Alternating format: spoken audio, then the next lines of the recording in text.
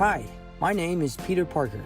Spider-Man Brand New Day est le 4e film en solo consacré à Peter Parker au sein du MCU, et on peut dire qu'il se termine en laissant pas mal de questions sans réponse. Tu vas m'écouter très attentivement. Tu vas l'aimer, cette histoire, c'est garanti. Bagarre, duel, torture, vengeance, géant, monstre, poursuite, évasion, grand amour, miracle.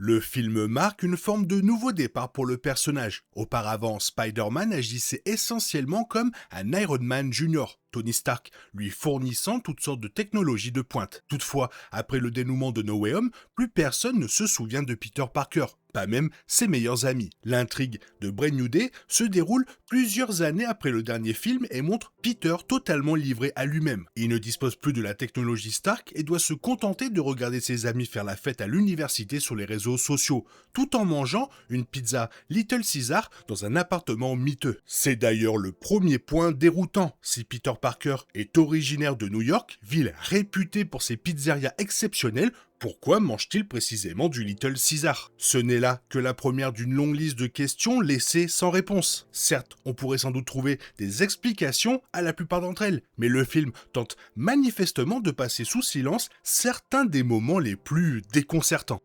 Oubliez les super vilains dotés de super pouvoirs, l'une des plus grandes forces antagonistes du MCU est une agence gouvernementale. Le Damage Control s'est livré à bien des agissements douteux au fil des ans, comme l'envoi massif d'agents dans un lycée pour tenter d'arrêter Kamala Khan. Dans Wonder Man, on découvre que le Damage Control a des quotas de prisonniers à remplir pour justifier son budget exorbitant. Le département est également indirectement responsable de l'émergence du vautour. En reprenant à son compte le contrat de nettoyage des décombres après la bataille de New York, il a poussé cet homme à basculer dans la criminalité. Au mieux, le Damage Control se montre inefficace pour endiguer les menaces liées au super pouvoir. Au pire, l'agence complique les situations. On est donc en droit de se demander pourquoi le gouvernement l'autorise encore à opérer sans véritable supervision. Même si l'on est prêt à fermer les yeux là-dessus, reste à comprendre pourquoi Peter Parker accepterait volontiers de travailler pour eux. Après tout, le Damage Control a tenté d'arrêter Peter après que son identité secrète a été révélée au monde entier. Ces autres méfaits, comme le fait de s'en prendre à un lycéen qui ne faisait de mal à personne, sont forcément de notoriété publique. Si Peter peut vouloir protéger le Damage Control face à Jean Grey par simple souci de bien agir, il est étrange de le voir nouer des liens amicaux avec le directeur Bill Metzger. On pourrait au moins s'attendre à ce qu'il se méfie des intentions de l'agence bien avant de réaliser que Metzger lui ment au sujet du contrôle mental exercé par Jean.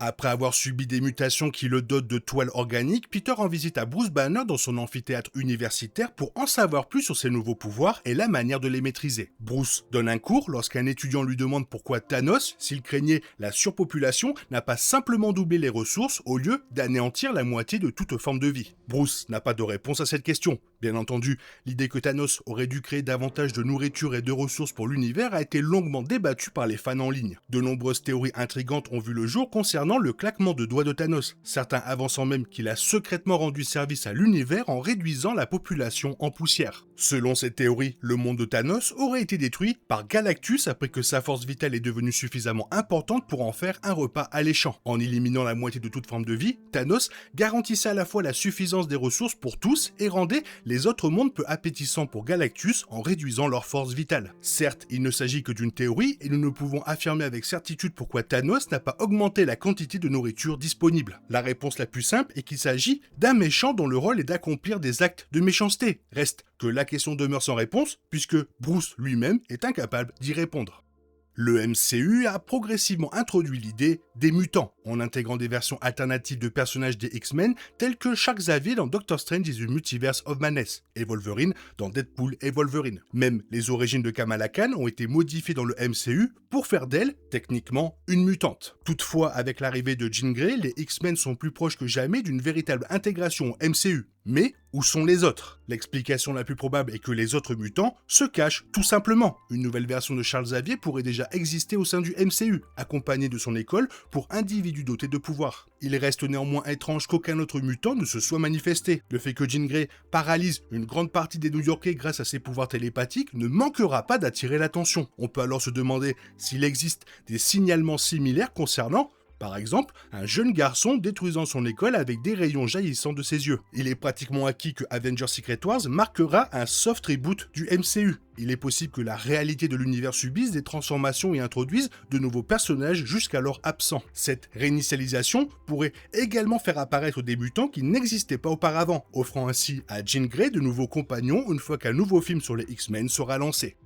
Une remarque faite en passant soulève des implications majeures qui sont pourtant totalement ignorées par la suite. Après s'être infiltré dans l'un des bâtiments du Damage Control, Jean Grey parvient à s'enfuir avec le Scorpion. Spider-Man et sa liaison au sein de la police, Jean DeWolf suppose que le Scorpion jouera un rôle dans la prochaine étape du plan de cette dernière. Peter informe donc Jean qu'il va pirater toutes les caméras de surveillance de New York pour repérer le visage du criminel. Ce procédé reprend un élément de l'intrigue de The Dark Knight, où Bruce Wayne pirate tous les téléphones de Gotham pour trouver le Joker. Lucius Fox ne mâche pas ses mots, affirmant à Bruce que ses agissements sont contraires à l'éthique et condamnables. Brand New Day traite cette situation avec beaucoup plus de légèreté. DeWolf signale à Peter que le piratage des caméras de surveillance est illégal, mais elle ne prend aucune mesure à ce sujet. De son côté, Peter n'éprouve aucun cas de conscience à l'idée de porter atteinte à la vie privée pour capturer un seul super vilain. Le fait est que DeWolf, tout comme le public, sait que Spider-Man est un héros. Nous savons qu'il n'abusera pas de ce pouvoir pour bafouer les libertés civiles des New-Yorkais. Il s'agit pourtant d'une intrusion massive dans la vie privée, qui ne semble inquiéter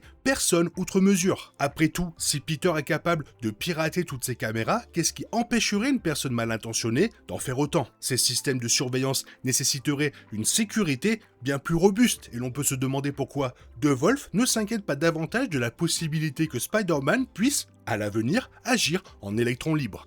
Il ne faut pas longtemps à Jean Grey pour découvrir l'identité secrète de Spider-Man et comprendre le lien qui l'unit à MJ, même si cette dernière ne se souvient pas de lui. Dans cette version du MCU, les pouvoirs de Jean lui permettent, du moins au début, de contrôler les gens par télépathie. Elle peut ainsi échapper à toute détection en passant rapidement d'un individu à un autre. Jean et Spider-Man font la course pour atteindre MJ en premier. Après que Jean a pris les commandes d'un hélicoptère, Spider-Man parvient à le bloquer en plein ciel grâce à ses toiles. Il déduit que Jean ne peut effectuer ses transferts télépathiques que sur une distance d'environ 10 mètres d'une personne à l'autre. Elle se retrouve donc dans l'impossibilité de progresser si elle est suspendue au-dessus de la ville. Peter arrive le premier auprès de MJ et pense que tout va bien se passer. Il imagine même un instant qu'elle se souvient de lui lorsqu'elle découvre son visage. Toutefois, il réalise que Jean occupait l'esprit de MJ depuis le début, après avoir réussi à l'atteindre avant lui et à se faire passer pour elle. Mais comment a-t-elle fait exactement pour arriver à l'appartement de MJ avant lui, alors que Spider-Man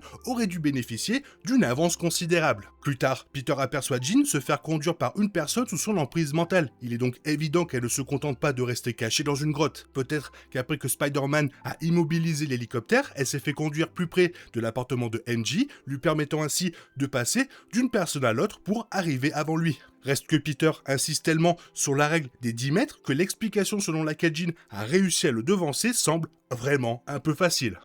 Comme mentionné plus tôt, le monde a oublié qui était Peter Parker. Il se retrouve totalement seul, sans amis, sans tante May et sans personne chez Stark Industries pour lui venir en aide. Dans ce contexte, il est assez déroutant de constater que Peter semble toujours disposer de ressources financières illimitées. Sérieusement, Peter a-t-il un emploi dans Brand New Day? On le voit emménager dans un appartement rempli d'aliments et de détritus, le loyer est donc probablement bas. Mais cela reste un loyer. Comment finance-t-il ce logement, ainsi que la nourriture et tout le matériel nécessaire à l'entretien de son costume de Spider-Man et des autres gadgets? Il possède une imprimante 3D sur son bureau qui semble tourner en permanence, et ce genre d'équipement coûte cher. Plus tard, dans le film, Peter conçoit une puce inhibitrice, similaire à celle de Bruce Banner, pour neutraliser ses nouveaux pouvoirs d'araignée. Comment a-t-il fabriqué cela? Comment se procure-t-il les composants nécessaires? L'un des moments les plus déchirants de No Way Home est le sacrifice de Tante May. Il est donc possible qu'elle ait laissé un héritage conséquent à Peter, bien qu'on ignore comment il pourrait toucher cet argent alors que tout le monde entier l'a oublié. Peut-être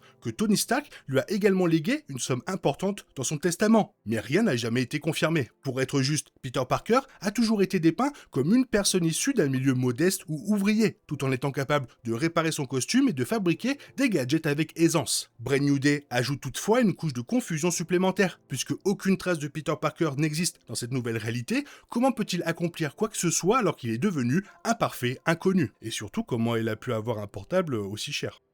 La fin montre Peter croisant Ned dans une épicerie de quartier. Les deux amis avaient passé du temps ensemble dans l'appartement de Ned par le passé, mais c'était à une époque où Peter portait le masque de Spider-Man. Peter s'approche de Ned, se présente et s'avance pour effectuer leur poignée de main caractéristique. Le plus étonnant est que Ned sait exactement comment exécuter ce geste. La scène se termine alors qu'il lève les yeux vers Peter, se souvenant de son nom et, semble-t-il, de qui il était. C'est un moment porteur d'espoir car il démontre que Peter peut réveiller d'anciens souvenirs chez ses amis, malgré le sortilège du Docteur Strange. Toutefois, cela contredit directement ce qui avait été établi auparavant. Lorsque Jean Grey contrôlait l'esprit de MJ, elle avait expliqué avoir fouillé dans ses souvenirs sans y trouver la moindre trace de Peter. MJ a confirmé ce fait par la suite, une fois libérée de l'emprise mentale de Jean. À bord du bateau de Frank Castle, elle a découvert le mot que Peter avait voulu lui remettre des années plus tôt pour tenter de raviver sa mémoire. Malgré cela, MJ a confirmé qu'elle ne se souvenait absolument pas de Peter. Que doit donc faire Peter pour que MJ se souvienne de lui? Une simple poignée de main suffit à faire sortir Ned de l'emprise d'un sortilège puissant.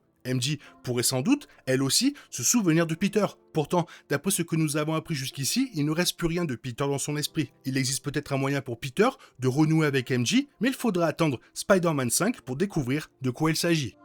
La scène post-crédit peut sembler anodine, mais elle risque de dévoiler involontairement la fin de Avengers Doomsday. À vrai dire, les lecteurs de comics devraient déjà savoir exactement comment Doomsday se terminera pour préparer le terrain à Avengers Secret Wars. Toutefois, pour ceux qui ne lisent pas les comics, cette scène a pu paraître quelque peu déroutante. L'application Spidey Tracker de Ned, qui lui permet de suivre les moindres faits et gestes de Spider-Man à travers New York, apparaît à l'écran. Mais cette fois, elle suit les déplacements du super-héros bien au-delà de New York, jusque dans l'espace. Le message Spider-Man reviendra s'affiche alors, sans toutefois préciser dans quel film il fera sa prochaine apparition. La première bande-annonce de Avengers Doomsday révèle que plusieurs réalités sont menacées par les incursions. Les Avengers, les 4 Fantastiques et le Docteur Doom cherchent probablement un moyen de sauver le multivers. Prévu pour sortir un an après Doomsday, le film Avengers Secret Wars devrait propulser une multitude de super-héros et de super-vilains sur Battleworld, une planète créée par le Docteur Doom à partir de fragments de différentes réalités fusionnées. Si l'on suppose que les 2 prochains films Avengers suivent une trajectoire similaire, de nombreux personnages se retrouveront sur Battleworld dans Secret Wars. Spider-Man pourrait aisément en faire partie, ainsi, même s'il n'apparaît pas par surprise dans Doomsday, il est peu probable que Marvel l'écarte de Secret Wars.